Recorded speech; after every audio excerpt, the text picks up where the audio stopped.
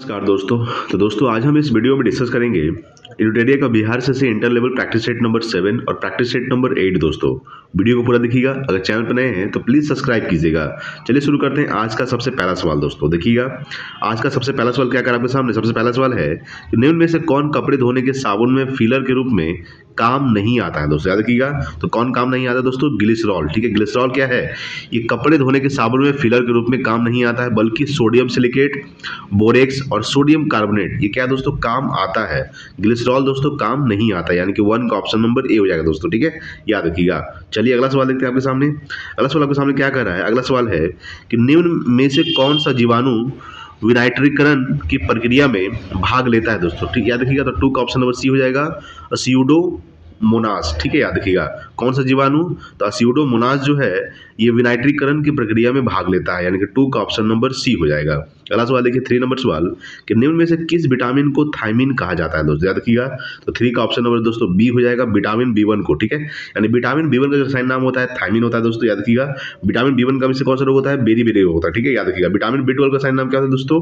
तो cyanocobalamin vitamin B12 का रसायन नाम होता है। विटामिन B2 का रसायन नाम क्या होता है दोस्तों? राइबोफ्लोविन होता है। विटामिन B6 का रसायन नाम पैराडॉक्सिन होता है दोस्तों। ठीक है, याद रखिएगा।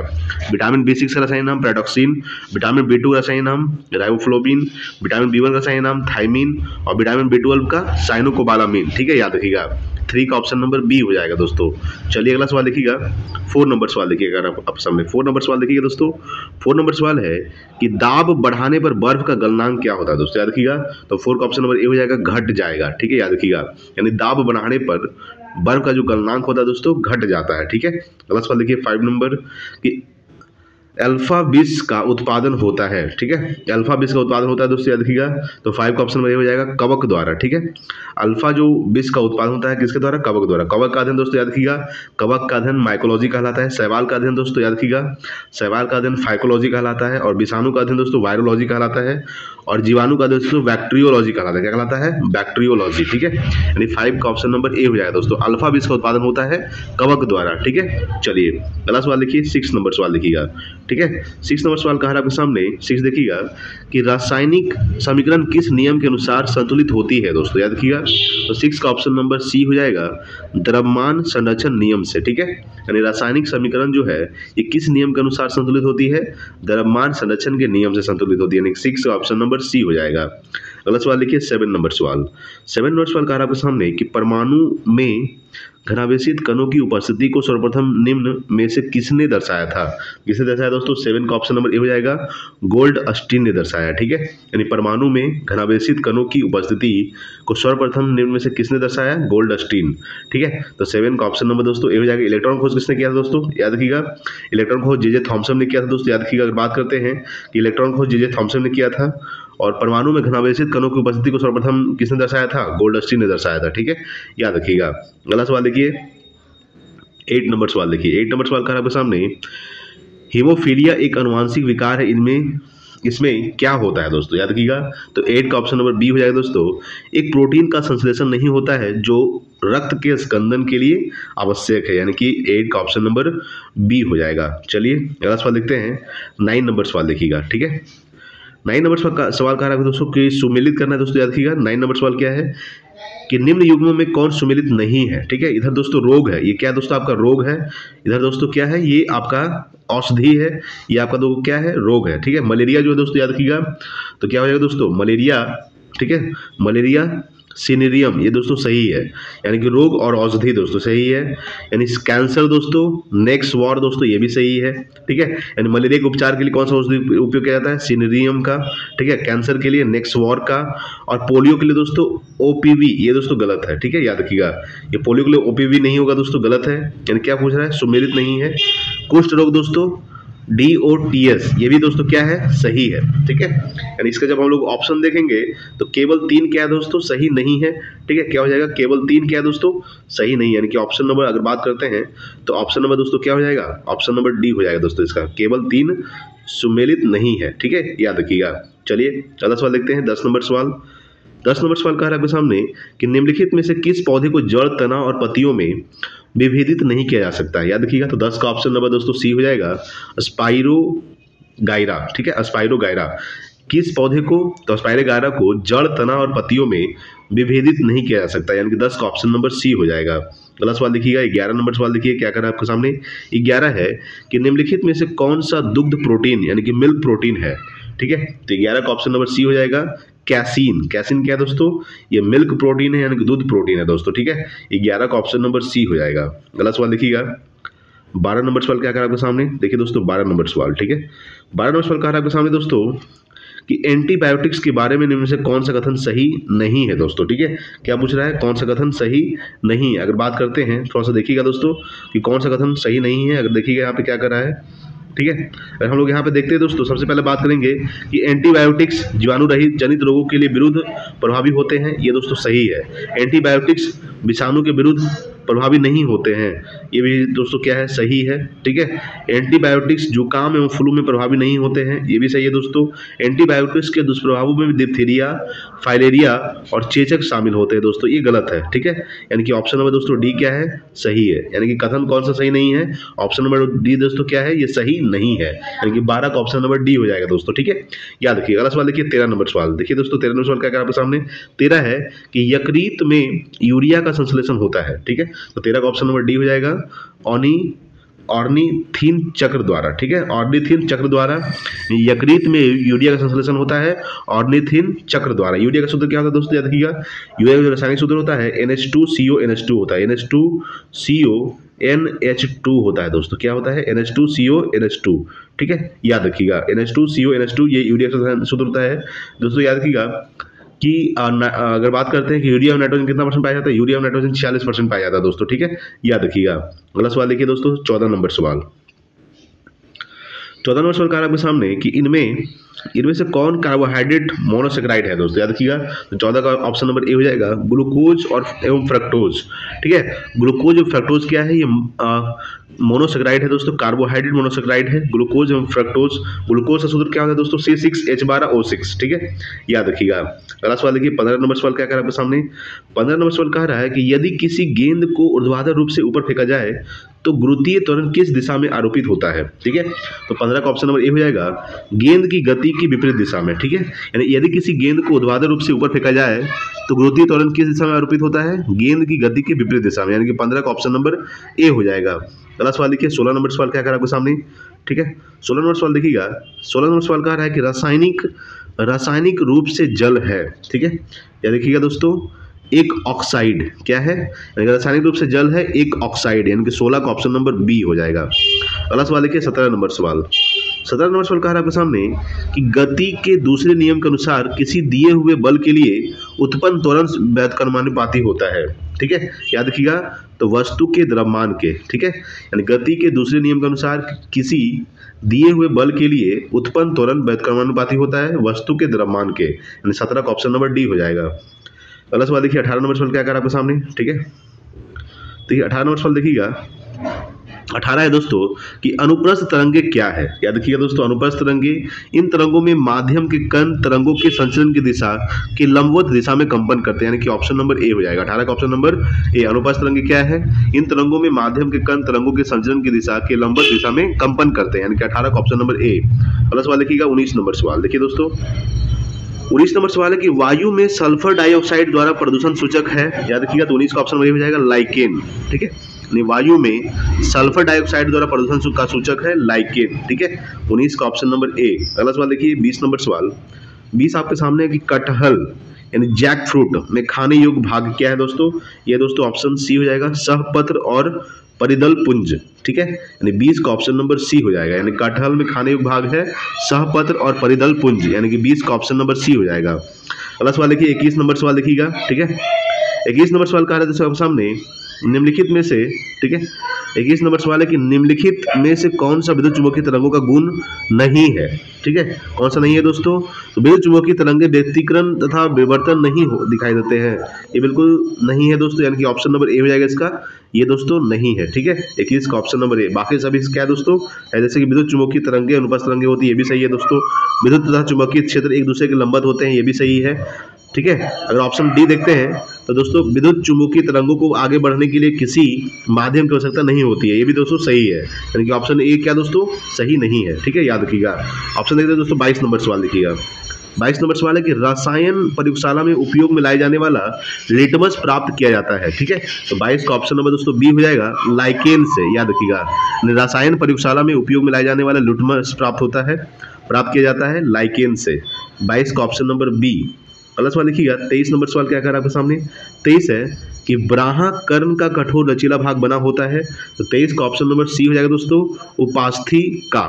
ठीक है, ब्राहा कर्ण का जो कठोर लचीला भाग बना होता है, किसका बना होता है, तो ये उपास्थि का बना होता है, यानी कि 23 का ऑप्शन नंबर सी हो जाएगा। अगला सवाल देखिए 24 नंबर सवाल। 24 आपके सामने है कि एक्वा रेजिया में नाइट्रिक एसिड एवं हाइड्रोक्लोरिक एसिड निम्न में से किस अनुपात में उपस्थित रहते हैं। याद रखिएगा, तो 24 का ऑप्शन नंबर ए हो जाएगा, 1:3 में रहते हैं। कितना रहते हैं, 1:3 में। 24 का ऑप्शन नंबर ए। अगला सवाल देखिए 25 नंबर सवाल क्या कर आपके सामने।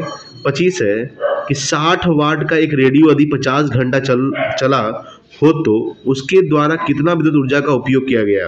याद रखिएगा, तो 25 का ऑप्शन नंबर ए हो जाएगा, 3 किलोवाट घंटा। यानी 60 वाट का एक रेडियो यदि 50 घंटा चला हो तो उसके द्वारा कितना विद्युत ऊर्जा का उपयोग किया गया है, 3 किलोवाट घंटा। ठीक है, अगला सवाल देखिए 26 नंबर। 26 आपके सामने है कि ग्राम सभा की सदस्यता हेतु प्रत्येक ग्रामीण की आयु कम से कम कितनी होनी चाहिए। याद रखिएगा, 26 का ऑप्शन नंबर दोस्तों डी हो जाएगा, 18 वर्ष होनी चाहिए। ठीक है, ग्राम सभा की सदस्यता हेतु प्रत्येक ग्रामीण की आयु कम से कम कितनी होनी चाहिए, 18 वर्ष दोस्तों। ठीक है, वोट देने का अधिकार कितना, 18 वर्ष।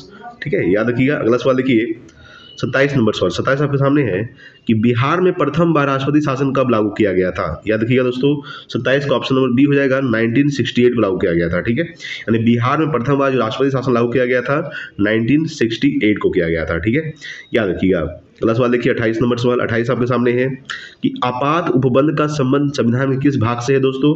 तो 28 का ऑप्शन नंबर डी हो जाएगा, भाग 18 से है। ठीक है, याद रखिएगा, यानी आपात उपबंध का संबंध जो है ये संविधान किस भाग से है, भाग 18 से दोस्तों। 28 का ऑप्शन नंबर डी हो जाएगा। अगला सवाल देखिए 29 नंबर सवाल देखिएगा। ठीक है, 29 नंबर सवाल कह रहा है आपके सामने। देखिए दोस्तों 29 नंबर सवाल क्या कर रहा है। 29 नंबर सवाल है कि निम्नलिखित में से कौन सा युग्म सुमेलित नहीं है दोस्तों। क्या पूछ रहा है, कि युग्म सुमेलित नहीं है। या अगर बात करते हैं कि अनुच्छेद 39 से समान न्याय एवं निःशुल्क विधिक सहायता दोस्तों, ये सही है। यानी कि अनुच्छेद 39 में क्या कहा गया है, समान न्याय एवं निःशुल्क विधिक सहायता। ठीक है, यानी 29 का दोस्तों ऑप्शन ए क्या है दोस्तों, सही है। अगर बात करते हैं, यहाँ पूछ रहा है सुमेलित नहीं पूछ रहा है दोस्तों। ठीक है, क्या पूछ रहा है, सुमेलित नहीं है। अगर देखते हैं अनुच्छेद 29 में क्या है, अल्पसंख्यक वर्गों के हितों का संरक्षण दोस्तों, ये भी सही है आपका। ठीक है, अनुच्छेद 29 में क्या है, अल्पसंख्यक वर्गों के हितों का संरक्षण। अनुच्छेद 44 में क्या है दोस्तों, नागरिकों के लिए एक समान सिविल संहिता, ये भी सही है। अनुच्छेद 50 में क्या है, अंतर्राष्ट्रीय शांति सुरक्षा की अभिव्यक्ति, ये दोस्तों गलत है, यानी कि सुमेलित नहीं है। ऑप्शन नंबर डी क्या है दोस्तों, ये सुमेलित नहीं है दोस्तों। ठीक है, अंतर्राष्ट्रीय शांति सुरक्षा की अभिवृद्धि दोस्तों अनुच्छेद 50 में नहीं है। ठीक है, याद रखिएगा। अगला सवाल देखिए 30 नंबर सवाल देखिए क्या कर रहा है आपके सामने। 30 नंबर सवाल कह रहा है कि भारत के संविधान के अंतर्गत धन विधेयक को प्रस्तुत किया जाता है। ठीक है, तो 30 का दोस्तों ऑप्शन नंबर ए हो जाएगा, लोकसभा में प्रस्तुत किया जाता है। याद रखिएगा, धन विधेयक को कहाँ प्रस्तुत किया जाता है, लोकसभा में। धन विधेयक का उल्लेख दोस्तों अनुच्छेद 110 में किया गया। याद रखिएगा, धन विधेयक का उल्लेख अनुच्छेद 110 में किया गया है। संयुक्त बैठक का उल्लेख दोस्तों अनुच्छेद 108 में किया गया है। और वित्त विधेयक का जो उल्लेख किया गया अनुच्छेद 117 में किया गया। ठीक है, याद रखिएगा। याद रखिए दोस्तों कि भारत के संविधान के अंतर्गत धन विधेयक को प्रस्तुत किया जाता है लोकसभा में। ठीक है, राज्यसभा को निम्न सदन और लोकसभा को, याद रखिए, राज्यसभा को उच्च सदन और लोकसभा को निम्न सदन कहा जाता है। ठीक है, याद रखिएगा। चलिए अगला सवाल देखिए दोस्तों 31 नंबर सवाल। 31 आपके सामने है कि लोक लेखा समिति अपनी रिपोर्ट किसे सौंपती है। याद रखिएगा 31 का दोस्तों ऑप्शन नंबर डी हो जाएगा, लोकसभा अध्यक्ष को सौंपती है। ठीक है, यानी लोक लेखा समिति जो है अपनी रिपोर्ट किसे सौंपती है, लोकसभा अध्यक्ष को। लोक लेखा समिति में दोस्तों सदस्यों की संख्या कितनी होती है दोस्तों, 22 होती है। ठीक है, कितना होता है, लोक लेखा समिति में सदस्यों की संख्या 22 होती है, जिसमें 15 दोस्तों, याद रखिएगा, 15 लोकसभा का होता है। ठीक है, 15 लोकसभा का होता है और 7 राज्यसभा का होता है दोस्तों। ठीक है, याद रखिएगा 31 का ऑप्शन नंबर डी हो जाएगा। ठीक है दोस्तों, वर्तमान में अभी लोकसभा अध्यक्ष कौन है दोस्तों, तो ओम बिरला वर्तमान में लोकसभा अध्यक्ष है। ठीक है, याद रखिएगा। अगला सवाल लिखिए 32 नंबर। 32 आपके सामने है कि निम्नलिखित में से किसने, यानी किन्होंने राष्ट्रपति निःशुल्क होने से पूर्व उपराष्ट्रपति के पद पर कार्य नहीं किया। ठीक है, तो 32 का दोस्तों ऑप्शन नंबर ए हो जाएगा, नीलम संजीव रेड्डी। याद रखिएगा कि किसने राष्ट्रपति नियुक्त होने से पूर्व उपराष्ट्रपति के पद पर कार्य नहीं किया, नीलम संजीव रेड्डी, बल्कि आर वेंकटरमन दोस्तों काम किया है, प्रणब मुखर्जी भी दोस्तों, और भैरव सिंह शेखावत भी काम किया। यानी कि राष्ट्रपति नियुक्त होने से पूर्व उपराष्ट्रपति के पद पर कार्य किए हैं कौन कौन, आर वेंकटरमन, भैरव सिंह शेखावत और प्रणब मुखर्जी। नीलम ने संजीव रेड्डी कार्य नहीं किए हैं, ठीक है। 32 का ऑप्शन नंबर ए हो जाएगा। अगला सवाल देखिए 33 नंबर सवाल। 33 आपके सामने है कि मौलिक अधिकारों एवं अल्पसंख्यकों हितों संविधान सभा द्वारा गठित समिति के अध्यक्ष थे, कौन थे? तो 33 का ऑप्शन नंबर डी हो जाएगा, सरदार वल्लभ भाई पटेल थे, ठीक है। नहीं, मौलिक अधिकारों एवं अल्पसंख्यक हेतु संविधान सभा द्वारा गठित समिति के अध्यक्ष थे सरदार वल्लभ भाई पटेल, ठीक है, याद रखिएगा। अगला सवाल देखिए 34 नंबर सवाल देखिएगा। 34 आपके सामने कह रहा है कि किस वर्ष यूरोप में अंग्रेजों एवं फ्रांसीसियों के मध्य सप्तवर्षीय युद्ध प्रारंभ हुआ था? कब हुआ था? तो 34 का ऑप्शन नंबर बी हो जाएगा, 1756 में हुआ था, ठीक है, याद रखिएगा। यानी किस वर्ष? तो 1756 में यूरोप में अंग्रेजों एवं फ्रांसीसियों के मध्य सप्तवर्षीय युद्ध प्रारंभ हुआ था। 34 का ऑप्शन नंबर बी हो जाएगा। अगला देखिए 35 नंबर। 35 का आपके सामने कि हिंदी भाषा के प्रथम समाचार पत्र का प्रकाशन किस स्थान से हुआ था दोस्तों?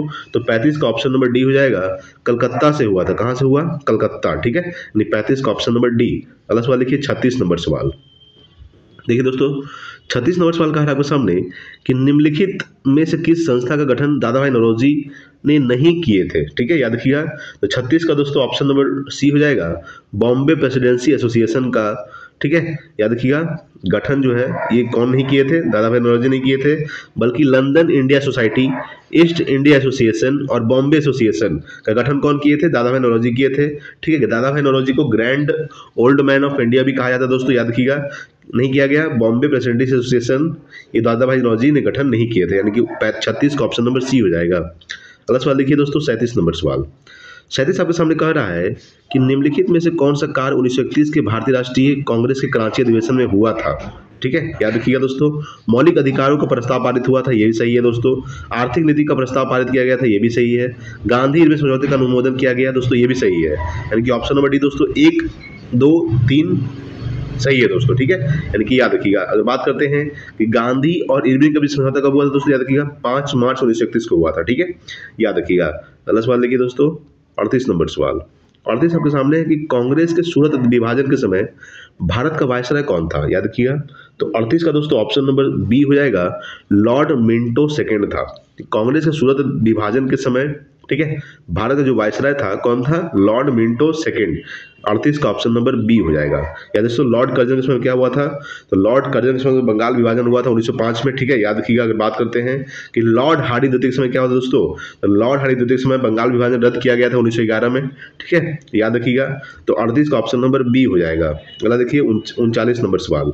39 आपके सामने है कि बिहार में निम्नलिखित में से किस आंदोलन के दौरान छात्रों द्वारा स्वराज ट्रेन का संचालन किया गया था, ठीक है। तो 39 का ऑप्शन नंबर दोस्तों सी हो जाएगा, भारत छोड़ो आंदोलन। बिहार में निम्नलिखित में से किस आंदोलन के दौरान? तो भारत छोड़ो आंदोलन के दौरान छात्रों द्वारा स्वराज ट्रेन का संचालन किया गया था। भारत छोड़ो आंदोलन कब हुआ था, याद किया दोस्तों? 9 अगस्त 1942 को हुआ था। किसके द्वारा शुरू किया गया था? महात्मा गांधी के द्वारा। महात्मा गांधी ने भारत छोड़ो आंदोलन के दौरान ही करो और मरो का नारा दिए थे, याद रखिएगा। भारत छोड़ो आंदोलन कहाँ हुआ था? तो ये वार्धा में हुआ था दोस्तों। वार्धा कहाँ पड़ता है? मुंबई में, ठीक है, याद रखिएगा। स्वदेशी आंदोलन दोस्तों ये 1905 में हुआ था, ठीक है, याद रखिएगा। 39 का ऑप्शन नंबर सी हो जाएगा दोस्तों।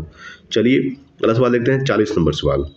40 आपके सामने है कि निम्नलिखित में से किस मुगल शासक ने 2 अस्पा सिंह अस्पा की नीति को लागू किया? याद रखिए दोस्तों 40 का ऑप्शन नंबर ए हो जाएगा, जहांगीर। किसने किया था? जहांगीर। 2 अस्पा एवं सिंह अस्पा की नीति को लागू किया था किसने? जहांगीर ने किया था दोस्तों, ठीक है, याद रखिए दोस्तों। 40 का ऑप्शन नंबर ए हो जाएगा दोस्तों, ठीक है। औरंगजेब का मृत्यु कब हुआ था? 1707 में। औरंगजेब को जिंदा पीर कहा जाता है दोस्तों, याद रखिएगा, ठीक है। सबसे कट्टर शासक कौन था? औरंगजेब ही था, ठीक है दोस्तों।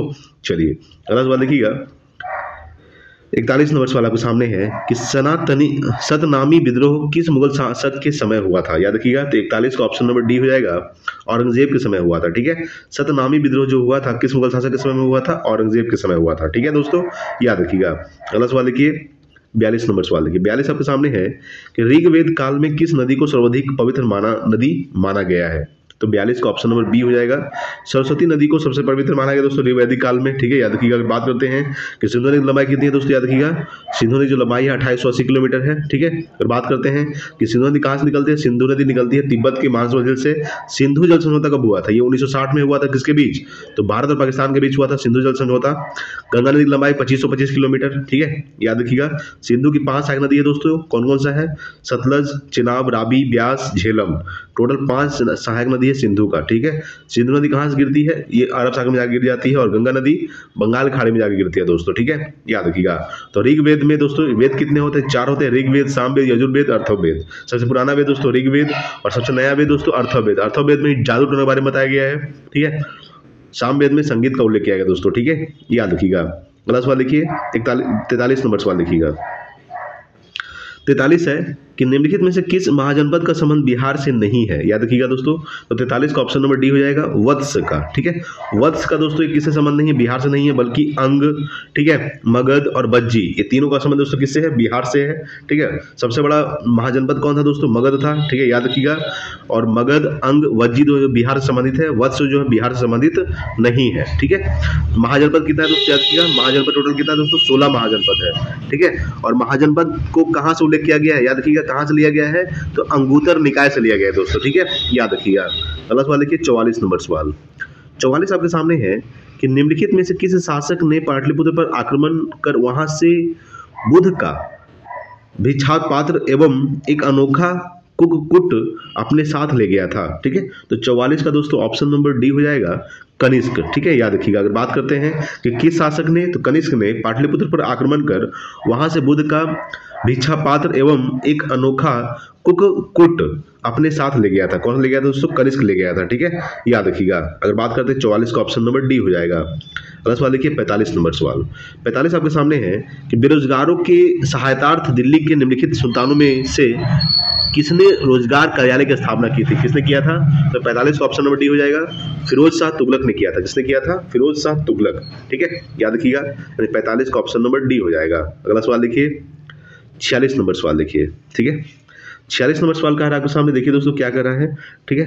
46 नंबर सवाल कह रहा है आपके सामने, देखिए दोस्तों, तो इसको और देखिए दोस्तों, सवाल कह रहा है कि निम्नलिखित में से उत्तर दिशा की ओर क्रम वाली पर्वत श्रेणी कौन सी है, ठीक है। तो 46 का दोस्तों ऑप्शन नंबर हम देखेंगे तो डी हो जाएगा दोस्तों, पीर पंजाल पर्वत श्रेणी, ठीक है, लद्दाख पर्वत श्रेणी, जास्कर पर्वत श्रेणी और काराकोरम पर्वत श्रेणी, ठीक है। यानी 46 का ऑप्शन नंबर डी हो जाएगा दोस्तों, यानी कि उत्तर दिशा की ओर क्रम वाली पर्वत श्रेणी है पीर पंजाल श्रेणी, लद्दाख पर्वत श्रेणी, जास्कर पर्वत श्रेणी और काराकोरम पर्वत श्रेणी, यानी कि 46 का ऑप्शन नंबर डी हो जाएगा। अगला सवाल देखिए 47 नंबर सवाल देखिएगा, ठीक है। 47 सवाल कह रहा है आपके सामने, देखिए दोस्तों 47 नंबर क्या कर रहा है, या दोस्तों मिलान करना है, क्या कर रहा है दोस्तों, मिलान करना है, सूची 1 को सूची 2 से मिलाना है। तो दोस्तों नदियां हैं, इधर सहायक नदियां हैं दोस्तों, ठीक है। बात करते हैं, देखिए दोस्तों अगर बात करेंगे कृष्णा नदी, याद रखिए दोस्तों ये हो जाएगा भीमा, क्या हो जाएगा दोस्तों, भीमा, यानी कि कृष्णा की सहायक नदी कौन सा है दोस्तों, भीमा है, ठीक है, याद रखिएगा। बात करते हैं, देखिए दोस्तों यहाँ पे देखिएगा ब्रह्मपुत्र नदी की कौन सा हो जाएगा दोस्तों, तो बी का दोस्तों 3 हो जाएगा, तीस्ता, यानी कि ब्रह्मपुत्र की सहायक नदी कौन सा है, तीस्ता, ठीक है, याद रखिएगा।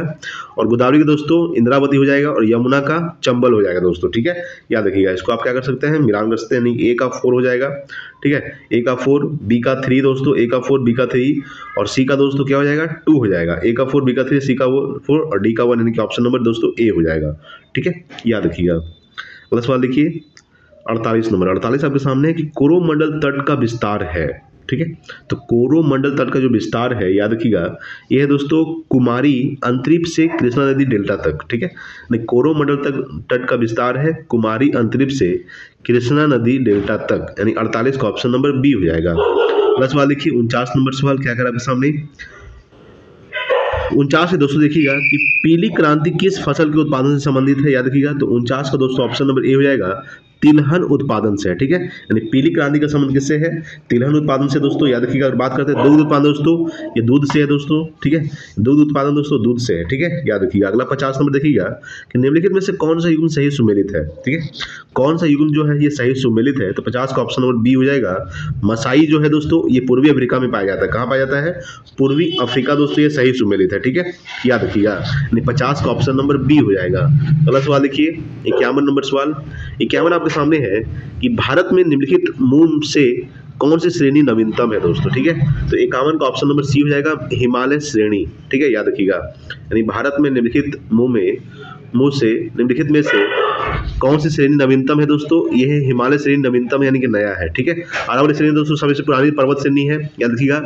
आरावली पर्वत की सबसे ऊंची चोटी क्या नाम है दोस्तों, उसका नाम है गुरु शिखर, जिसकी ऊंचाई है 1722 मीटर, ठीक है, याद रखिएगा। अगर बात करते हैं, देखिए दोस्तों कि आरावली पर्वत की सबसे ऊंची चोटी का नाम क्या है, 51 नंबर सवाल क्या कह रहा था दोस्तों? 51 नंबर सवाल था कि भारत में निम्नलिखित में से कौन सी श्रेणी नवीनतम है, याद किया। तो हिमालय श्रेणी दोस्तों सबसे नवीनतम अगर बात करेंगे, सबसे पुरानी पर्वतमाला कौन सी दोस्तों? अरावली पर्वतमाला, जिसकी देखिए याद रखिए दोस्तों, अगर बात करेंगे कि अरावली पर्वत की सबसे ऊंची चोटी कौन सा है दोस्तों, तो अरावली पर्वत की सबसे ऊंची चोटी गुरु शिखर, जिसकी ऊंचाई होती है 1722 मीटर, याद रखिएगा 1722 मीटर गुरु शिखर की ऊंचाई होती है, जो अरावली पर्वत की सबसे ऊंची चोटी है, ठीक है। तो 51 का ऑप्शन नंबर सी हो जाएगा। अगला देखिए दोस्तों 52 नंबर सवाल, एक चंद्र दिवस की अवधि होती है दोस्तों, याद रखिएगा।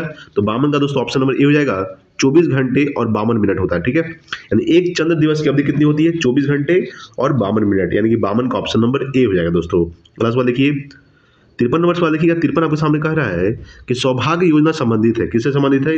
53 का ऑप्शन नंबर डी हो जाएगा, एक नवजात बालिका की जन्म पर वित्तीय सहायता के प्रावधान से, ठीक है। यानी सौभाग्य योजना संबंधित है एक नवजात बालिका की जन्म पर वित्तीय सहायता के प्रावधान से, यानी कि 53 का ऑप्शन नंबर डी हो जाएगा। और सवाल देखिए 54 नंबर सवाल, 54 आपके सामने है कि अटल नवप्रवर्तन इनोवेशन मिशन किसके अधीन स्थापित किया गया है, याद कीजिएगा। तो 54 का ऑप्शन नंबर सी हो जाएगा दोस्तों, नीति आयोग के अधीन, ठीक है। अटल नवप्रवर्तन जो है मिशन, ये किसके अधीन स्थापित किया गया है? नीति आयोग के अधीन स्थापित किया। नीति आयोग का स्थापना कब हुआ था, याद रखिएगा 1 जनवरी 2015 में हुआ था, ठीक है। 1 जनवरी 2015 में नीति आयोग का स्थापना हुआ था, याद रखिएगा। अगर बात करते हैं कि नीति आयोग के वर्तमान में अध्यक्ष कौन होते हैं? भारत के प्रधानमंत्री। उपाध्यक्ष कौन है? सुमन के बेरी है, ठीक है, याद रखिएगा। नीति आयोग जो स्थापना हुआ दोस्तों, ये योजना आयोग की जगह पे आया है, नीति आयोग, ठीक है, याद रखिएगा। 54 का ऑप्शन नंबर सी हो जाएगा। अगला सवाल देखिए 55 नंबर, 55 आपके सामने कह रहा है कि निम्नलिखित सूचकांकों में से कौन सा मानव विकास सूचकांक की गणना में सम्मिलित नहीं किया जाता है, ठीक है। तो 55 का ऑप्शन नंबर डी हो जाएगा, सामाजिक असमानता, ठीक है। याद रखिएगा कि निम्नलिखित सूचकांकों में से कौन सा मानव विकास सूचकांक की गणना में सम्मिलित नहीं किया जाता है? तो सामाजिक असमानता को सम्मिलित नहीं किया जाता है, बल्कि जीवन प्रत्याशा, शिक्षा और प्रति व्यक्ति आय दोस्तों, याद रखिएगा कि मानव विकास सूचकांक की गणना में सम्मिलित किया जाता है, सम्मिलित नहीं किया जाता है सामाजिक असमानता को, ठीक है। 55 का ऑप्शन नंबर डी हो जाएगा।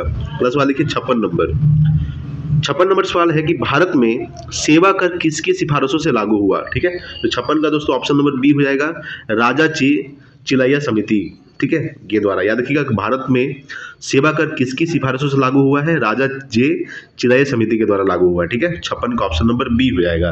अगला सवाल देखिए दोस्तों 57 नंबर सवाल देखिएगा। 57 है कि भारत में नाबार्ड बैंक पूर्ण वित्त उपलब्ध नहीं कराता है, क्या कराता है? तो निर्यात आयात बैंक को, याद रखिएगा कि भारत में नाबार्ड जो है, नाबार्ड बैंक, ये पूर्ण वित्त उपलब्ध नहीं कराता है निर्यात आयात बैंक को, यानी कि 57 का ऑप्शन नंबर सी हो जाएगा। नाबार्ड का स्थापना कब हुआ था? याद रखिएगा दोस्तों 12 जुलाई 1982 को नाबार्ड का स्थापना हुआ था, ठीक है, याद रखिएगा। अगला सवाल देखते हैं दोस्तों 58 नंबर सवाल देखिए, ठीक है।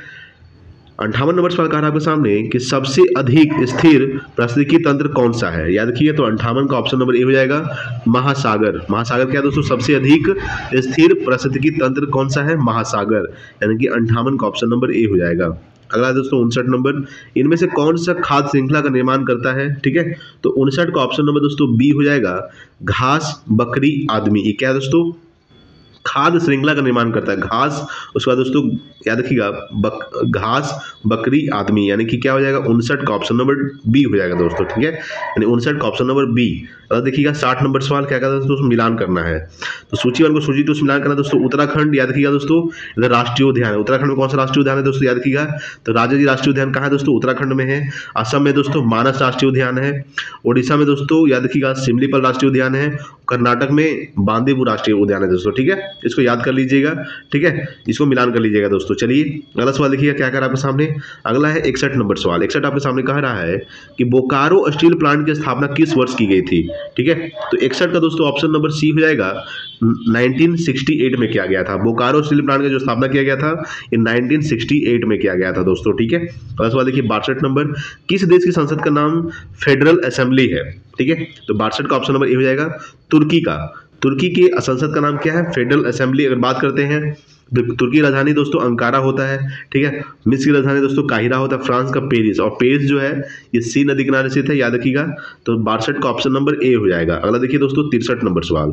63 आपके सामने कह रहा है कि लाली वन्यजीव अभ्यारण्य किस राज्य में स्थित है, ठीक है। तो लाली वन्यजीव अभ्यारण्य दोस्तों ये अरुणाचल प्रदेश में, कहाँ है? लाली वन्यजीव अभ्यारण्य अरुणाचल प्रदेश में स्थित है दोस्तों, ठीक है। अगर देखिएगा 64 नंबर सवाल। 64 आपके सामने है कि वन्य जीव सप्ताह मनाया जाता है। वन्य जीव सप्ताह जो मनाया जाता है ये अक्टूबर के पहले सप्ताह में मनाया जाता है, ठीक है, याद रखिएगा। वन्य जीव सप्ताह जो मनाया जाता है ये अक्टूबर के पहले सप्ताह में मनाया जाता है दोस्तों। अगला देखिए 65 नंबर सवाल। 65 आपके सामने कह रहा है कि किस राज्य सरकार द्वारा हमर बेटी हमर मान योजना की शुरुआत की गई है, ठीक है। तो 65 का ऑप्शन नंबर ए हो जाएगा छत्तीसगढ़। किस राज्य सरकार द्वारा? तो छत्तीसगढ़ राज्य सरकार द्वारा हमर बेटी हमर मान योजना की शुरुआत की गई है। ये 65 का ऑप्शन नंबर ए। अगला देखिए 66 नंबर, स्मोक एंड एसेसेस पुस्तक के लेखक कौन है?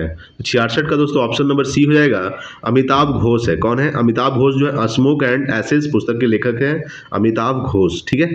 अगला देखिए 67 नंबर सवाल। 67 आपके सामने कह रहा है कि कॉर्पोरेट 2023 सैन्य अभ्यास का आयोजन भारत तथा किस देश के मध्य होता है दोस्तों? याद रखिएगा 67 का दोस्तों ऑप्शन नंबर बी हो जाएगा थाईलैंड के बीच होता है। किसके बीच? थाईलैंड। थाईलैंड की राजधानी दोस्तों बैंकॉक। सऊदी अरब की राजधानी दोस्तों याद रखिएगा सऊदी अरब की राजधानी होता है रियाद। मालदीव की राजधानी दोस्तों माले होता है, ठीक है। तो कॉर्पोरेट 2023 सैन्य अभ्यास का आयोजन भारत तथा किन देश के मध्य होता है? थाईलैंड के बीच होता है, ठीक है, याद रखिएगा। यानी 67 का ऑप्शन नंबर बी हो जाएगा। अगला देखते हैं दोस्तों 68 नंबर सवाल देखिएगा। 68 नंबर सवाल कह रहा है आपके सामने कि वैश्विक शांति सूचकांक 2022 वैश्विक शांति सूचकांक 2022 में भारत का स्थान क्या है? याद रखिए दोस्तों अगर देखते हैं 68 का तो ऑप्शन नंबर सी हो जाएगा 135वां है दोस्तों, ठीक है। यानी वैश्विक शांति सूचकांक 2022 में भारत का स्थान क्या है? 135वां। अगला 69 नंबर है कि 22वें विधि आयोग का अध्यक्ष किसे नियुक्त किया गया है? याद रखिएगा तो 69 का दोस्तों ऑप्शन नंबर सी हो जाएगा ऋतुराज अवस्थी को। यानी 22वें विधि आयोग का अध्यक्ष किसे नियुक्त किया गया है? ऋतुराज अवस्थी को। यानी याद रखिए 69 का ऑप्शन नंबर सी हो जाएगा। अगला सवाल देखिए दोस्तों 70 नंबर सवाल। 70 आपके सामने कह रहा है कि अनवर इब्राहिम हाल ही में किस देश के प्रधानमंत्री नियुक्त हुए हैं दोस्तों? तो 70 का दोस्तों ऑप्शन नंबर ए हो जाएगा मलेशिया, ठीक है। अनवर इब्राहिम हाल ही में किस देश के? तो मलेशिया के प्रधानमंत्री नियुक्त हुए हैं।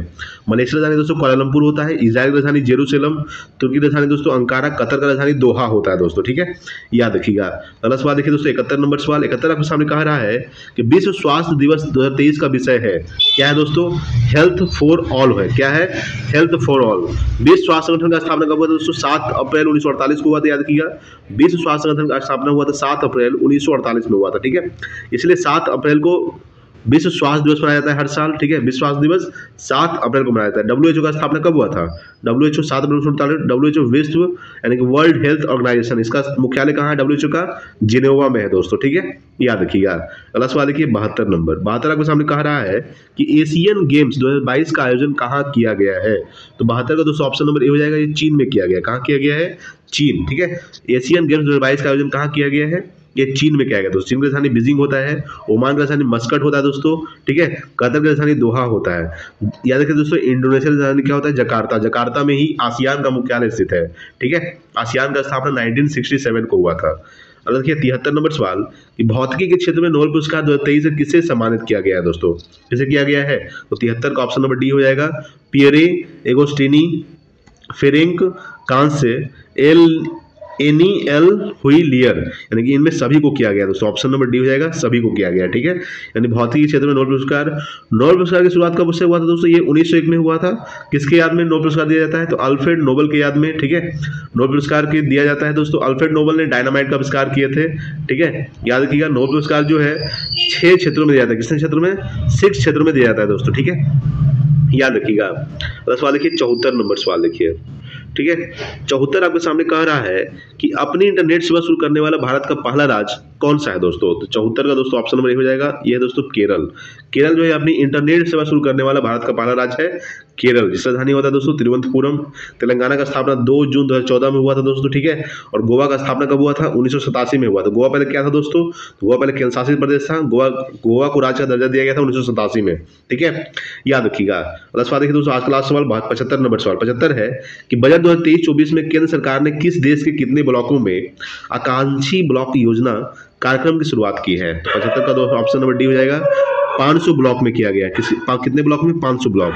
यानी बजट 2023-24 में केंद्र सरकार ने देश के कितने ब्लॉकों में? तो 500 ब्लॉक में आकांक्षी ब्लॉक योजना कार्यक्रम की शुरुआत की है। 75 का ऑप्शन नंबर डी हो जाएगा, ठीक है दोस्तों। दोस्तों हम लोग सेट नंबर देखने वाले दोस्तों, अगर देखिएगा हम लोग दोस्तों सेट नंबर 8 देखने वाले दोस्तों, ठीक है। सेट नंबर 8 देखेंगे दोस्तों। चलिए सबसे पहला सवाल देखेंगे सेट नंबर 8 का। देखिए दोस्तों सबसे पहला सवाल देखिएगा सेट नंबर 8 का क्या कर रहा है। देखिए दोस्तों अगर बात करेंगे सबसे पहला सवाल, तो सबसे पहला सवाल कह रहा है दोस्तों आपके सामने कि संविधान सभा के गठन में प्रांतों का प्रतिनिधित्व करने वाले सदस्यों को निर्वाचित किया गया, ठीक है, याद रखिएगा। तो प्रांतों के विधानसभा द्वारा निर्वाचित किया गया, यानी कि ऑप्शन नंबर सी हो जाएगा दोस्तों।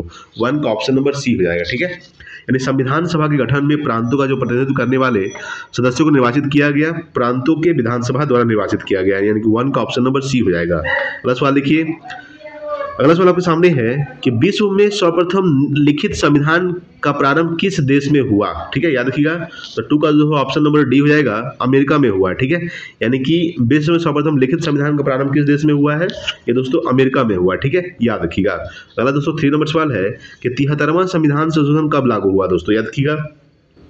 3 का ऑप्शन नंबर सी हो जाएगा, 24 अप्रैल 1993 को लागू हुआ, ठीक है।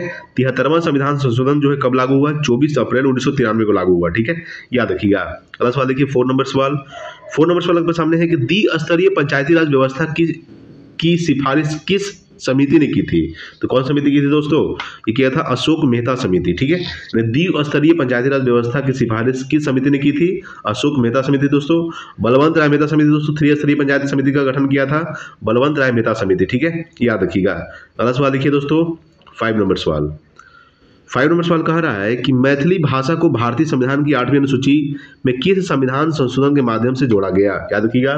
तो 5 का दोस्तों ऑप्शन नंबर बी हो जाएगा, 92वां संविधान संशोधन, यानी कि मैथिली भाषा को भारतीय संविधान की 8वीं अनुसूची में किस संविधान संशोधन के द्वारा जोड़ा गया, 92। याद रखिए दोस्तों कि 92वां संविधान संशोधन के द्वारा 4 भाषा को जोड़ा गया था, मैथिली, डोगरी, यानी बोडो, डोगरी, मैथिली, संथाली, ठीक है, याद रखिएगा। बोडो, डोगरी, मैथिली, संथाली, यानी 4 भाषा को जोड़ा गया था 92वां संविधान संशोधन के द्वारा, ठीक है, याद रखिएगा। और 8वीं अनुसूची में जोड़ा गया दोस्तों। 8वीं अनुसूची में टोटल 22 भाषाओं का उल्लेख किया, कितने भाषाओं का, 22 भाषाओं का उल्लेख किया गया है, ठीक है, याद रखिएगा। बात करते हैं कि 21वां संविधान संशोधन के तहत सिंधी भाषा को जोड़ा गया था, ठीक है, याद रखिएगा।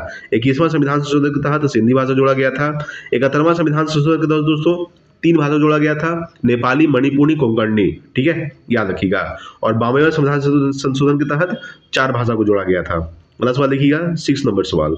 6 नंबर सवाल आपके सामने है कि राज्य विधान परिषद में कितने सदस्यों का नामांकन राज्यपाल द्वारा किया जाता है दोस्तों। 6 का दोस्तों ऑप्शन नंबर बी हो जाएगा, 1/6 सदस्यों का किया जाता है, ठीक है। यानी कि राज्य विधान परिषद में कितने सदस्यों का नामांकन, तो 1/6 सदस्यों का नामांकन जो है ये राज्यपाल द्वारा किया जाता है। 6 का ऑप्शन नंबर बी हो जाएगा। अगला सवाल देखिए 7 नंबर सवाल। 7 कह रहा है कि निम्नलिखित में से कौन सा भारतवर्ष को एक धर्मनिरपेक्ष राज्य के रूप में वर्णित करता है, याद रखिएगा। 7 का दोस्तों ऑप्शन नंबर क्या हो जाएगा, डी हो जाएगा दोस्तों, संविधान की प्रस्तावना, ठीक है, यानी कि कौन सा, तो संविधान की जो प्रस्तावना है भारतवर्ष को एक धर्मनिरपेक्ष राज्य के रूप में वर्णित करता है दोस्तों, ठीक है, याद रखिएगा। 9वीं अनुसूची में किसका उल्लेख किया गया दोस्तों, याद रखिएगा। तो 9वीं अनुसूची में किया गया है भूमि, याद रखिए दोस्तों, भूमि सुधार का उल्लेख किया गया दोस्तों, याद रखिएगा। भूमि सुधार का उल्लेख 9वीं अनुसूची में किया गया है। अगर बात करते हैं कि मौलिक अधिकार का उल्लेख दोस्तों, याद रखिएगा, भाग किसमें किया गया है, तो भाग 3 में दोस्तों, भाग 3 में मौलिक अधिकार का उल्लेख किया गया। अगर बात करते हैं अनुच्छेद कितना से कितना तक, अनुच्छेद 12 से लेकर अनुच्छेद 35 तक, ठीक है, याद रखिएगा। अगला सवाल देखिए दोस्तों 8 नंबर सवाल। 8 नंबर सवाल कह रहा है आपके सामने, केंद्र शासित प्रदेश के मुख्यमंत्री जहां पर इस तरह का प्रावधान है किसके द्वारा नियुक्त किए जाते हैं, याद रखिएगा। तो दोस्तों 8 का जो ऑप्शन नंबर ए हो जाएगा दोस्तों, राष्ट्रपति, ठीक है, याद रखिएगा। यानी केंद्र शासित प्रदेश के मुख्यमंत्री जहां पर इस तरह का प्रावधान है किसके द्वारा नियुक्त किया जाते हैं, तो राष्ट्रपति के द्वारा नियुक्त किए जाते हैं, ठीक है, याद रखिएगा। अगर बात करते हैं कि भारत में कितने राज्य हैं, तो 28 राज्य है दोस्तों, और 8 केंद्र शासित प्रदेश। कितना है, 28 राज्य और 8 केंद्र शासित प्रदेश है वर्तमान में। भारत के वर्तमान उपराष्ट्रपति कौन है दोस्तों, जगदीप धनखड़ वर्तमान भारत के उपराष्ट्रपति हैं, ठीक है। राष्ट्रपति कौन है, द्रौपदी मुर्मू, ठीक है, याद रखिएगा, जो 15 में राष्ट्रपति है। अगला सवाल देखिएगा 9 नंबर कि अशोक के काल में पाटलिपुत्र निम्नलिखित में से किस प्रांत की राजधानी थी दोस्तों। तो दोस्तों 9 का दोस्तों ऑप्शन नंबर डी हो जाएगा, प्राची प्रांत था। क्या था, प्राची प्रांत, ठीक है। तो अशोक के काल में पाटलिपुत्र निम्नलिखित में किस प्रांत की राजधानी थी, पांची प्रांत, ठीक है। अगला सवाल देखिएगा 10 नंबर सवाल। 10 नंबर सवाल देखिए दोस्तों क्या कर 10 नंबर सवाल है कि सिंधु सभ्यता के किस स्थल से सर्वाधिक स्वास्तिक चिन्ह मिला है, याद रखिएगा 10 का तो ऑप्शन नंबर क्या हो जाएगा, बी हो जाएगा, हड़प्पा से मिला, ठीक है, याद रखिएगा। यानी सिंधु सभ्यता के स्थल से तो हड़प्पा से स्वास्तिक चिन्ह मिला, याद रखिएगा। हड़प्पा दोस्तों याद रखिए रावी नदी किनारे स्थित है, मोहनजोदड़ो दोस्तों सिंधु नदी किनारे स्थित है, ठीक है। धौलावीरा कहाँ है दोस्तों, गुजरात में है, ठीक है, याद रखिएगा। हड़प्पा कहाँ है दोस्तों, तो हड़प्पा है, याद रखिएगा, ये पाकिस्तान के मांडगो मिरी जिला में स्थित है। और मोहनजोदड़ो दोस्तों कहाँ है, ये स्थित है दोस्तों पाकिस्तान के लरकना जिले में स्थित है, याद रखिएगा। मोहनजोदड़ो को मृतकों का टीला कहा जाता है, ठीक है। और मोहनजोदड़ो में सबसे बड़ा स्नानागार मिला दोस्तों, ठीक है, याद रखिएगा। हड़प्पा खोज किसने किया था, याद रखिए दयाराम साहनी ने 1921 में किए थे। और मोहनजोदड़ो खोज किसने किए थे, तो मोहनजोदड़ो खोज किए थे राखालदास बनर्जी ने 1922 में, ठीक है, याद रखिएगा। अगला सवाल देखिए, 11 नंबर सवाल देखिए। 11 नंबर सवाल कहा है आपके सामने कि बौद्ध धर्म के त्रिपिटकों के संदर्भ में निम्नलिखित में से कौन सा युग्म सही सुमेलित है दोस्तों, ठीक है। अगर बात करते हैं तो सबसे पहला क्या है दोस्तों, विनय पिटक। बौद्ध मत की दार्शनिक व्याख्या दोस्तों ये गलत है, याद रखिएगा कि बौद्ध मत की दार्शनिक व्याख्या जो उल्लेख किया गया है ये अभिधम पिटक में किया गया है, ना कि विनय पिटक में। ये दोस्तों क्या हो गया, गलत हो गया। अगर बात करेंगे कि बौद्ध धर्म के सिद्धांतों का उल्लेख ये सूत्र पिटक में किया गया दोस्तों, ये आपका सही है, ठीक है, क्या दोस्तों, ये आपका सही है, ठीक है। यानी बौद्ध धर्म के सिद्धांतों का जो उल्लेख किया गया है सूत्र पिटक में किया गया, ये आपका सही है। अगला दोस्तों अभिधम पिटक, बौद्ध भिक्षुओं की आचरण संबंधी नियम, अनुशासन संबंधी नियम, ये किसमें दोस्तों उल्लेख किया गया है, ये भी दोस्तों गलत है, याद रखिएगा। ये जो नियम उल्लेख किया गया है बौद्ध भिक्षुओं के आचरण संबंधी नियम या अनुशासन संबंधी नियम जो है ये विनय पिटक में किया गया है, ठीक है, याद रखिएगा। तो दोस्तों मेन रूप से क्या सही है दोस्तों, कथन 2 क्या है दोस्तों, सही है। अगर देखेंगे इसमें ऑप्शन, याद रखिएगा, तो सिर्फ केवल 2 क्या है दोस्तों, सही है, यानी कि ऑप्शन नंबर बी हो जाएगा, ठीक है। अगला सवाल देखिए, 12 नंबर सवाल। 12 नंबर सवाल कहा आपके सामने कि पूर्व मध्यकाल में कन्नौज के लिए त्रिपक्षीय संघर्ष में किस दक्षिण भारतीय राज्य ने भाग लिया, किसने भाग लिया था, तो 12 का ऑप्शन नंबर बी हो जाएगा, राष्ट्रकूट ने भाग लिया। किसने लिया, राष्ट्रकूट दोस्तों, ठीक है, याद रखिएगा, यानी कि 12 का ऑप्शन नंबर बी हो जाएगा। अगला सवाल देखिए, 13 नंबर सवाल। 13 नंबर सवाल कह रहा है आपके सामने कि इल्तुतमिश ने बिहार में अपना प्रथम सूबेदार किसे नियुक्त किया था, किसे नियुक्त किया था दोस्तों, तो 13 का ऑप्शन नंबर ए हो जाएगा, मलिक अलाउद्दीन जानी को किया था। किसको किया था, मलिक अलाउद्दीन जानी को, ठीक है, 13 का ऑप्शन नंबर ए हो जाएगा। अगला देखिए दोस्तों 14 नंबर सवाल देखिएगा। 14 नंबर सवाल कहा आपके सामने कि मध्यकाल में कश्मीर के किस शासक ने कश्मीर में जजिया कर हटा दिया तथा गौ हत्या निषिद्ध कर दिया था, याद रखिएगा।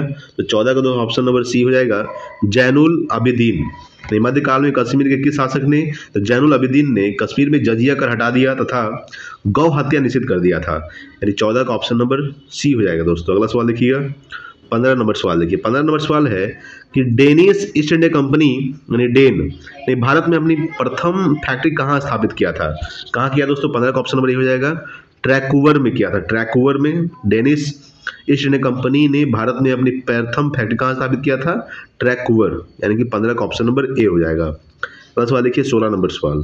16 नंबर सवाल आपके सामने है कि पानीपत के तृतीय युद्ध 1761 के समय मराठा पेशवा निम्नलिखित में से कौन था, तो 16 का दोस्तों ऑप्शन नंबर सी हो जाएगा, बालाजी बाजीराव था। बालाजी बाजीराव थे पानीपत के तृतीय युद्ध, और 1761 के समय मराठा पेशवा कौन थे, बालाजी बाजीराव, ठीक है। अगला देखिए 17 नंबर सवाल, निम्न में से कौन कैबिनेट मिशन का सदस्य नहीं था दोस्तों, तो 17 का ऑप्शन नंबर डी हो जाएगा।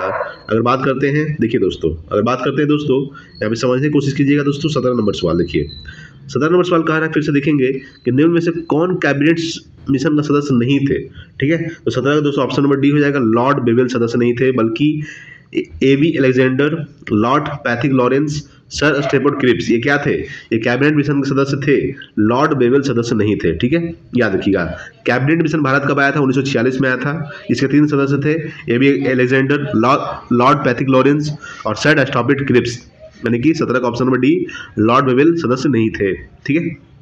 अगला देखिए दोस्तों 18 नंबर सवाल, नेशनल हेराल्ड यानी कि अंग्रेजी पत्रिका का संपादन किसने किया था, ये किया था दोस्तों 18 का दोस्तों ऑप्शन नंबर क्या हो जाएगा, सी हो जाएगा, जवाहरलाल नेहरू। नेशनल हेराल्ड पत्रिका का संपादन किसने किया था, तो जवाहरलाल नेहरू ने किया था, ठीक है, याद रखिएगा। अगला सवाल देखिए दोस्तों आपके सामने 19 नंबर सवाल। 19 नंबर सवाल कह रहा है कि 9 अगस्त 1942 को कांग्रेस के प्रमुख नेताओं की गिरफ्तारी के विरोध में किसने बिहार में महाधिवक्ता के पद से इस्तीफा दे दिया था, किसने दिया था, तो 19 का ऑप्शन नंबर ए हो जाएगा, बलदेव सहाय ने दिया था। 9 अगस्त 1942 को कांग्रेस के प्रमुख नेताओं की गिरफ्तारी के विरोध में किसने बिहार में, तो बलदेव सहाय ने महाधिवक्ता के पद से इस्तीफा दे दिया था, यानी 19 का ऑप्शन नंबर ए हो जाएगा। अगला सवाल देखिए 20 नंबर सवाल। 20 है कि प्रसिद्ध कविता बटोहिया निम्नलिखित में से किसकी प्रसिद्ध रचना है? किसके दोस्तों? ये है रघुवीर नारायण का है। किसका है? रघुवीर नारायण, यानी कि 20 का ऑप्शन नंबर सी हो जाएगा। अगला देखिए 21 नंबर सवाल। 21 नंबर सवाल है कि भारत के किस प्रदेश की सीमाएं 3 देशों क्रमशः नेपाल, भूटान एवं चीन से मिलती है? ठीक है, तो 21 का ऑप्शन नंबर दोस्तों क्या हो जाएगा? डी हो जाएगा दोस्तों, सिक्किम से मिलती है। ठीक है, यानी 3 देशों क्रमशः नेपाल, भूटान एवं चीन से मिलती है, तो सिक्किम की जो सीमाएं हैं तीनों से मिलती है दोस्तों, याद रखिएगा। अगर बात करते हैं कि दोस्तों जनसंख्या के दृष्टि से सबसे छोटा राज्य कौन सा दोस्तों भारत का? वो है दोस्तों सिक्किम। ठीक है, याद रखिएगा, सिक्किम जो है जनसंख्या दृष्टि से सबसे छोटा राज्य है। और बात करें जनसंख्या दृष्टि से सबसे बड़ा राज्य कौन सा दोस्तों? वो उत्तर प्रदेश। ठीक है, याद रखिए दोस्तों। तो देखिए 22 नंबर सवाल। 22 आपके सामने है, भारतीय उपमहाद्वीप मूलतः एक विशाल भूखंड का भाग था जिसे कहते हैं, क्या कहते हैं दोस्तों? तो 22 का ऑप्शन नंबर डी हो जाएगा, गोंडवाना लैंड कहते हैं। क्या कहते हैं? गोंडवाना लैंड, यानी भारतीय उपमहाद्वीप मूलतः एक विशाल भूखंड का भाग था जिसे कहते हैं गोंडवाना लैंड। अगला 23 नंबर कि निम्नलिखित में से कौन सा मेघालय पठार का अंश नहीं है? याद रखिएगा कि मेघालय पठार का अंश नहीं है दोस्तों। 23 का ऑप्शन नंबर ए हो जाएगा, भुवन पहाड़ियां। ये क्या है? ये मेघालय पठार का अंश नहीं है, बल्कि गारो पहाड़ियां, जयंतिया पहाड़ियां और खासी पहाड़ियां, ये तीनों क्या है दोस्तों? ये मेघालय पठार का अंश है, बल्कि भुवन पहाड़ियां ये अंश नहीं है। तो 23 का ऑप्शन नंबर ए हो जाएगा। अगला सवाल देखिए 24 नंबर सवाल देखिए। ठीक है, 24 नंबर सवाल कह रहा है दोस्तों कि 10 डिग्री चैनल पृथक करता है, किसको करता है दोस्तों? याद रखिएगा। तो 24 का दोस्तों ऑप्शन नंबर ए हो जाएगा, अंडमान को निकोबार से। ठीक है, 10 डिग्री जो चैनल है किसको अलग करता है? अंडमान को निकोबार से अलग करता है। ठीक है, अंडमान निकोबार की राजधानी क्या होता है दोस्तों? पोर्ट ब्लेयर होता है। ठीक है, याद रखिएगा। अंडमान निकोबार क्या है? ये केंद्र शासित प्रदेश है भारत का। लक्षद्वीप क्या है दोस्तों? केंद्र शासित प्रदेश है। लक्षद्वीप की राजधानी क्या होता है? कावारती। ठीक है, याद रखिएगा। भारत और श्रीलंका कौन अलग करता है दोस्तों? तो पाक जल संधि जो है भारत और श्रीलंका को अलग करता है, याद रखिएगा। अगला सवाल देखिएगा 25 नंबर सवाल देखिए। 25 कह रहा है कि सूची 1 को सूची 2 से सम्मिलित कीजिए तथा नीचे दिए गए कोड का उपयोग करते हुए सही उत्तर चुनिए। इधर दोस्तों सूची 1 है, इधर दोस्तों सूची 2 है। इधर क्या दोआब है दोस्तों? इधर नदियां है। और बात करेंगे समझिएगा यहाँ पे कि बिस्ट दोआब दोस्तों, याद रखिएगा क्या हो जाएगा? ये दोस्तों क्या हो जाएगा? याद रखिएगा, ब्यास तथा सतलज के मध्य है बिस्ट दोआब। बारी दोआब दोस्तों याद रखिएगा, ये है दोस्तों रावी तथा ब्यास के मध्य है। ठीक है, बारी दोआब रावी तथा ब्यास के मध्य है। रचना दोआब दोस्तों ये है रावी तथा चिनाब के बीच। और चाज दोआब दोस्तों ये है चिनाब तथा झेलम के मध्य। ठीक है, इसके हिसाब से दोस्तों आप क्या कर सकते हैं? मिलान कर सकते हैं। चलिए अगला सवाल देखिएगा 26 नंबर सवाल देखिए। 26 आपके सामने कह रहा है कि किस नदी पर शिव समुद्र जलप्रपात अवस्थित है दोस्तों? याद रखिएगा। तो 26 का दोस्तों ऑप्शन नंबर ए हो जाएगा, कावेरी नदी पर है। कावेरी नदी पर शिव समुद्रम जलप्रपात है कावेरी नदी पर। ठीक है, महानदी पर कौन सा दोस्तों बांध है? हीराकुंड बांध दोस्तों महानदी पर है। ठीक है दोस्तों, तो महानदी की अगर बात करें, गोदावरी नदी की लंबाई कितनी है? 1465 किलोमीटर। ये गोदावरी नदी की लंबाई 1465 किलोमीटर। गोदावरी नदी कहाँ से निकलती है? ये निकलती है महाराष्ट्र के नासिक के त्रिमकम के पहाड़ से निकलती है गोदावरी नदी। ठीक है, गोदावरी नदी की लंबाई 1465 किलोमीटर। गोदावरी नदी को वृद्ध गंगा, दक्षिण भारत की गंगा भी कहा जाता है। ठीक है, याद रखिएगा। और बात करते हैं 27 नंबर सवाल कि गरजने वाली 40, प्रचंड 50, चिखने वाली 60 पवने पृथ्वी के किस गोलार्ध में बहती है दोस्तों? तो 27 का ऑप्शन नंबर दोस्तों बी हो जाएगा, दक्षिणी गोलार्ध। ठीक है, यानी गरजने वाली 40, प्रचंड 50, चीखने वाली 60 पवने पृथ्वी के किस गोलार्ध में बहती है? दक्षिणी गोलार्ध। अगला सवाल देखिएगा 28 नंबर सवाल। 28 आपके सामने है कि निम्न में से कौन सा सही सम्मिलित नहीं है? ठीक है, इधर क्या दोस्तों? देश है, इधर आपका राजधानी है। अगर बात करते हैं साइप्रस राजधानी क्या दोस्तों? निकोसिया, ये आपका सही है। ओमान का राजधानी दोस्तों मस्कट होता है दोस्तों। ओमान का राजधानी क्या होता है? मस्कट। ये अम्मान नहीं होता है, यानी कि ऑप्शन नंबर सी क्या है दोस्तों? सुमेलित नहीं है। सी राजधानी क्या दोस्तों? दमिश्क होता है, याद रखिएगा, ये सही है। ठीक है, सी राजधानी दमिश्क होता है। साइप्रस राजधानी निकोसिया भी सही है दोस्तों। कमोडिया राजधानी क्या होता है? नोम पने, ये भी सही है। ये दोस्तों गलत है, याद रखिएगा, यानी इसका सुमेलित नहीं है। ऑप्शन नंबर सी सुमेलित नहीं दोस्तों। ओमान राजधानी जो होता है ओमान का मस्कट होता है। क्या होता है? मस्कट। ठीक है, चलिए अगला सवाल देखिए 29 नंबर। 29 आपके सामने है कि निम्न में से किस एक से समावेशित विकास को बढ़ाने की आशा नहीं की जाती है? ठीक है, तो दोस्तों 29 का ऑप्शन नंबर ए हो जाएगा, राष्ट्रीय आय की ऊंची वृद्धि दर। याद रखिएगा, इनमें में से किस एक से? तो राष्ट्रीय आय की ऊंची वृद्धि दर से समावेशित विकास को बढ़ाने की आशा नहीं की जा सकती है, यानी 29 का ऑप्शन नंबर ए हो जाएगा। अगला सवाल देखिए 30 नंबर सवाल। 30 है कि सार्वजनिक वितरण प्रणाली से वितरित अनाज पर कीमत बढ़ाने का उद्देश्य क्या है? ठीक है, उद्देश्य है दोस्तों क्या है? याद रखिएगा 30 का दोस्तों ऑप्शन नंबर सी हो जाएगा, इस योजना में निहित उत्पादन का भार कम हो सके, यानी सार्वजनिक वितरण प्रणाली से वितरित अनाज पर कीमत बढ़ाने का उद्देश्य है इस योजना में निहित उत्पादन का भार कम हो सके। अगला सवाल देखिए 31 नंबर सवाल। ठीक है, देखिए दोस्तों 31 नंबर सवाल देखिए क्या कर आपके सामने, देखिएगा 31 नंबर सवाल कह रहा है आपके सामने कि राष्ट्रीय स्तर पर कृषि विपणन सहकारिताओं का शीर्ष संगठन है। क्या है दोस्तों, 31 का ऑप्शन नंबर ए हो जाएगा FCI, ठीक है, यानी कि राष्ट्रीय स्तर पर कृषि विपणन सहकारिता का शीर्ष संगठन है FCI, ठीक है। अगला सवाल देखिएगा 32 नंबर सवाल देखिए, 32 आपके सामने है कि विकास केंद्र उपागम किस योजनाओं के अंतर्गत अपनाया गया था, याद रखिएगा। तो 32 का ऑप्शन नंबर डी हो जाएगा, चतुर्थ पंचवर्षीय योजना के अंतर्गत अपनाया गया था, ठीक है, याद रखिएगा। अगर बात करते हैं कि विकास केंद्र उपागम जो है किस योजना के अंतर्गत, तो चतुर्थ पंचवर्षीय योजना के अंतर्गत अपनाया गया था। प्रथम पंचवर्षीय योजना कब से कब है दोस्तों, याद रखिएगा 1961, या दोस्तों 1951 से दोस्तों 1966 तक, ठीक है, यानी 1951 से 1956 तक दोस्तों क्या है ये प्रथम पंचवर्षीय योजना। द्वितीय दोस्तों 1956 से लेकर 1961 तक दोस्तों, याद रखिएगा 1956 से लेकर 1961 द्वितीय पंचवर्षीय योजना। तृतीय क्या है दोस्तों 1961 से लेकर, याद रखिएगा 1961 से लेकर 1966 है दोस्तों, क्या है ये है आपका तृतीय पंचवर्षीय योजना। याद रखिए दोस्तों, अगर बात करते हैं 1969 से लेकर 1974 तक, ये क्या है दोस्तों आपका चतुर्थ पंचवर्षीय योजना है दोस्तों, ठीक है, याद रखिएगा। प्रथम पंचवर्षीय योजना जो आधारित किस पर आधारित है, ये आधारित है दोस्तों, याद रखिएगा ये आधारित है हेरॉड-डोमर मॉडल पर। याद रखिए दोस्तों द्वितीय पंचवर्षीय योजना जो है महालनोबिस मॉडल पर आधारित है, महालनोबिस मॉडल पर आधारित है द्वितीय पंचवर्षीय योजना, ठीक है, याद रखिएगा। कौन सी पंचवर्षीय योजना 4 साल का था दोस्तों, तो 5वीं पंचवर्षीय योजना 4 साल का था, ठीक है, याद रखिएगा। तो 32 का ऑप्शन नंबर डी हो जाएगा। अगला सवाल देखिए 33 नंबर सवाल, 33 आपके सामने कह रहा है कि निम्नलिखित तरल परिसंपत्तियों पर विचार कीजिए, परिसंपत्तियों पर विचार कीजिए। सबसे पहले बात करेंगे तो क्या हो जाएगा दोस्तों, करेंसी सबसे पहले होगा दोस्तों, करेंसी। उसके बाद दोस्तों क्या हो जाएगा, बैंकों के पास मांग जमा।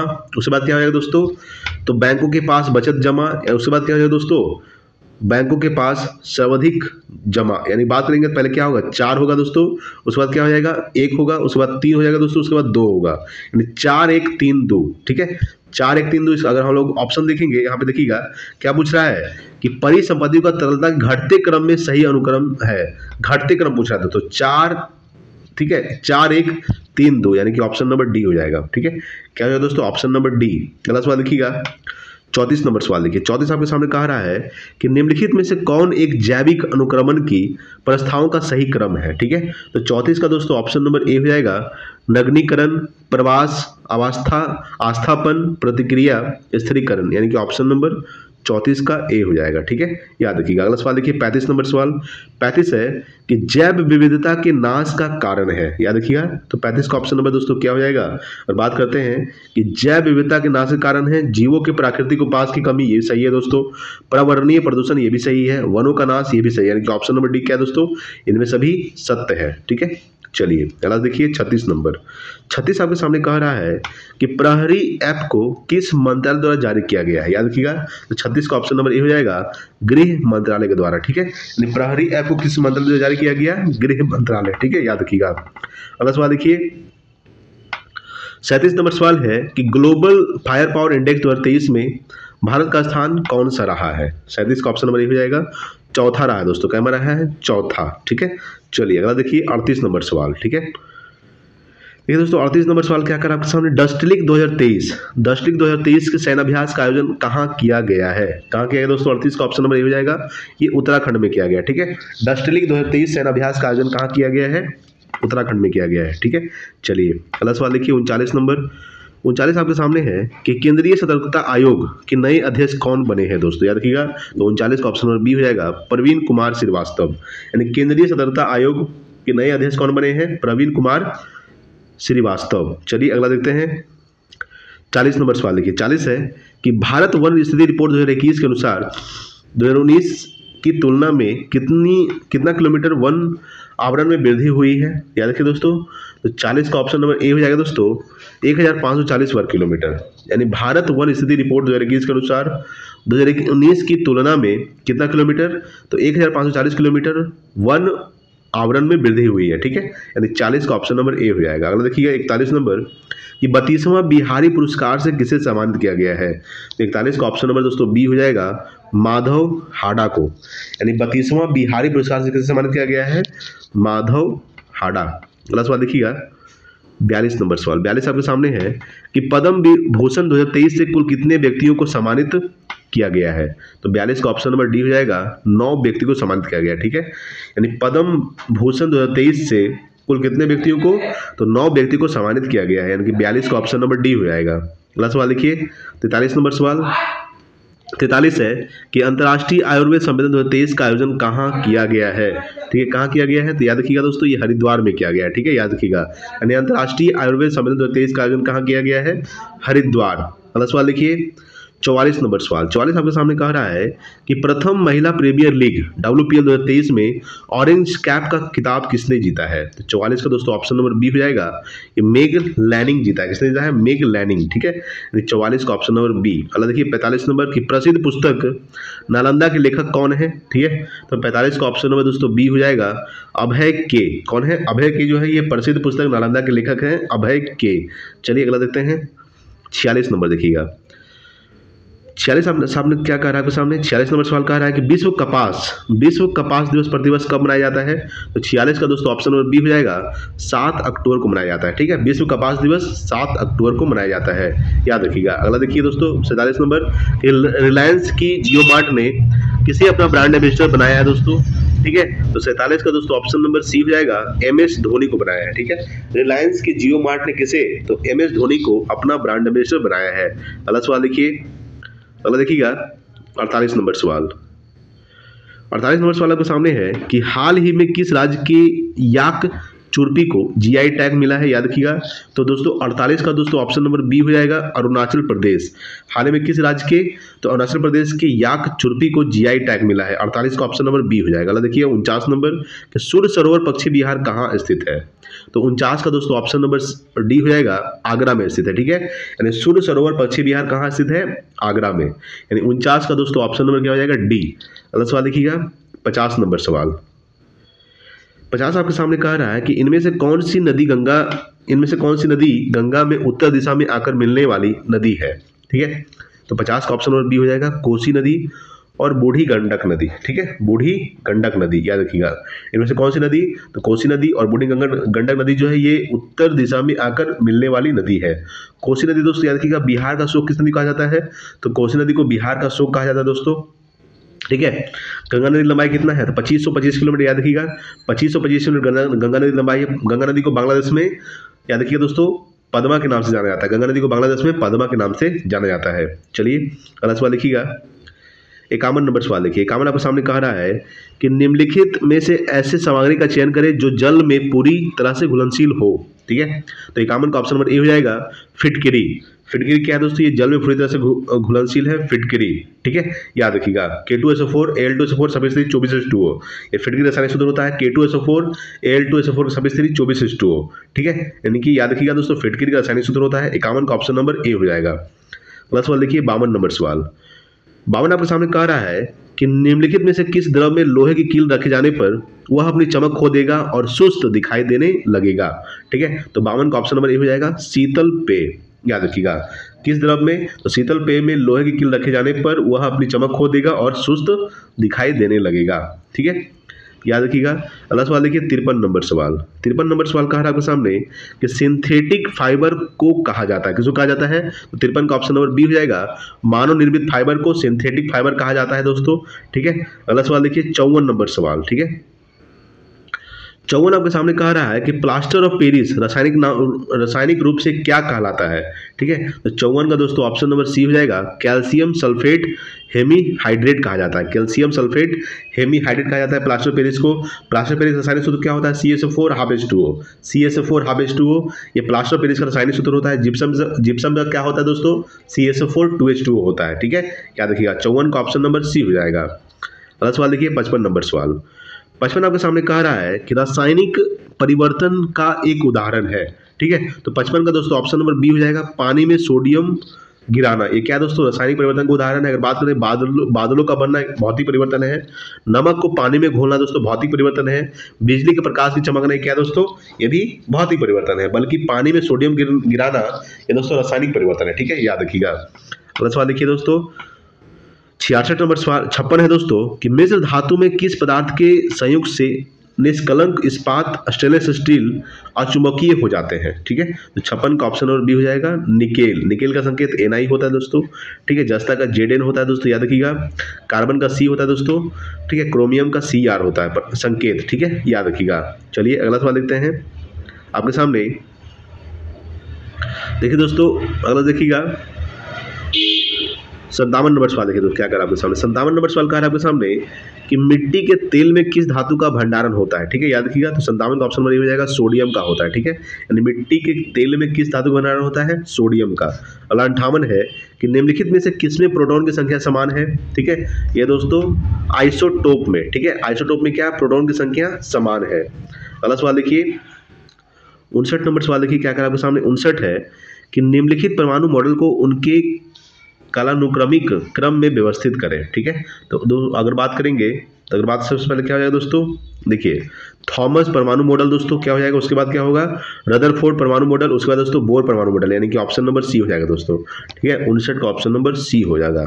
अगला सवाल देखिएगा 60 नंबर सवाल। देखिए 60 आपके सामने कह रहा है कि कोशिकाओं में गैसीय विनिमय, ठीक है, किसके द्वारा होता है। तो 60 का दोस्तों ऑप्शन नंबर बी हो जाएगा, विसरण के द्वारा होता है। ठीक है, कोशिकाओं में गैसीय विनिमय किसके द्वारा होता है, विसरण के द्वारा। अगला सवाल देखिए 61 नंबर। 61 आपके सामने कह रहा है कि समसूत्री, ठीक है, विभाजन के बाद बनने वाली संतति कोशिकाओं की संख्या कितनी है। 61 का दोस्तों ऑप्शन नंबर बी हो जाएगा, 2 है। कितना है, 2। समसूत्री विभाजन के बाद बनने वाली संतति कोशिकाओं की संख्या 2 है। अगला सवाल देखिए 62 नंबर। 62 आपके सामने है कि ओजोन छिद्र का अर्थ है क्या है, तो वह दोस्तों ओजोन की सांद्रता में कमी, यानी कि 62 का ऑप्शन नंबर बी हो जाएगा। ओजोन छिद्र का अर्थ है ओजोन की सांद्रता में कमी। अगला सवाल देखिए 63 नंबर। 63 है कि निम्नलिखित में से कौन प्राथमिक ईंधन है। तो 63 का दोस्तों ऑप्शन नंबर डी हो जाएगा, प्राकृतिक गैस। प्राकृतिक गैस क्या है, ये प्राथमिक ईंधन है।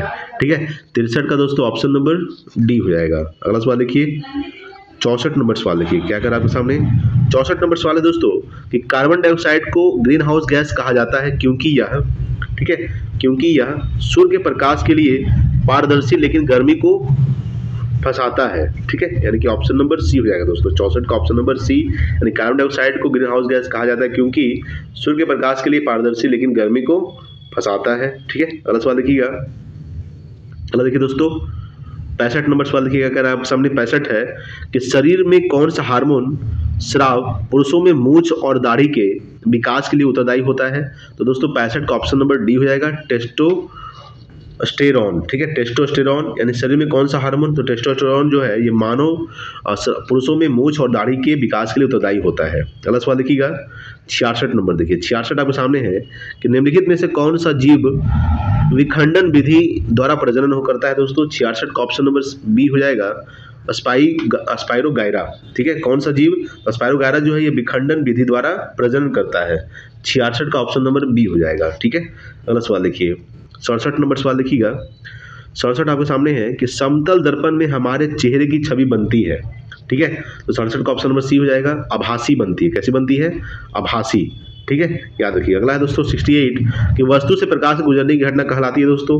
तो 68 का ऑप्शन नंबर दोस्तों बी हो जाएगा, अपवर्तन कहलाती है। ठीक है, वस्तु से प्रकाश के गुजरने की घटना कहलाती है अपवर्तन। अगला देखिए 69 नंबर सवाल है कि फ्यूज का तार विशिष्ट प्रतिरोध होता है। ठीक है, 69 का ऑप्शन नंबर हो जाएगा, उच्च होता है।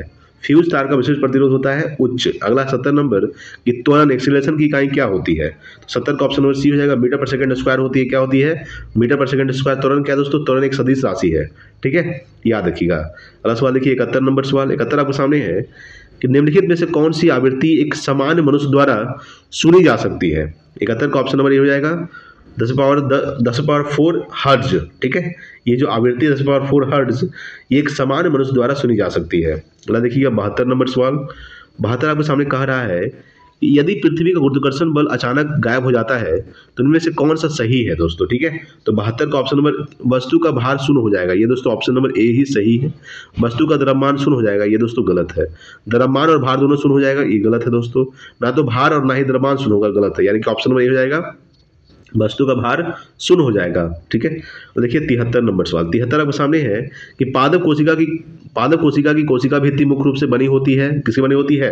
73 का ऑप्शन नंबर ए, सेलुलोज का। ठीक है, यानी पादप कोशिका की कोशिका भित्ति किसकी बनी होती है? मुख्य रूप से सेलुलोज का बनी होती है। ठीक है, अगला सवाल देखिए, 74 नंबर सवाल देखिएगा। तो दोस्तों 74 नंबर सवाल कहा है आपके सामने, 74 और 75 देखेंगे दोस्तों। 74 आपके सामने है कि मनुष्य में 2 बार बढ़ने वाले दांतों की संख्या कितनी होती है? 74 का ऑप्शन नंबर डी हो जाएगा दोस्तों 20। मनुष्य में 2 बार बढ़ने वाले दांतों की संख्या 20 होती है। और आज का लास्ट सवाल दोस्तों 75 नंबर सवाल देखिएगा कि भोजन का रासायनिक पाचन शुरू होता है। तो भोजन का जो रासायनिक पाचन शुरू होता है कहाँ से होता है? ये दोस्तों मुख से होता है, मुंह से होता है। कहाँ से होता है? मुंह से दोस्तों। ठीक है, तो दोस्तों आज के लिए इतना ही, मिलते हैं अगले वीडियो में। तब तक के लिए जय हिंद, वंदे मातरम।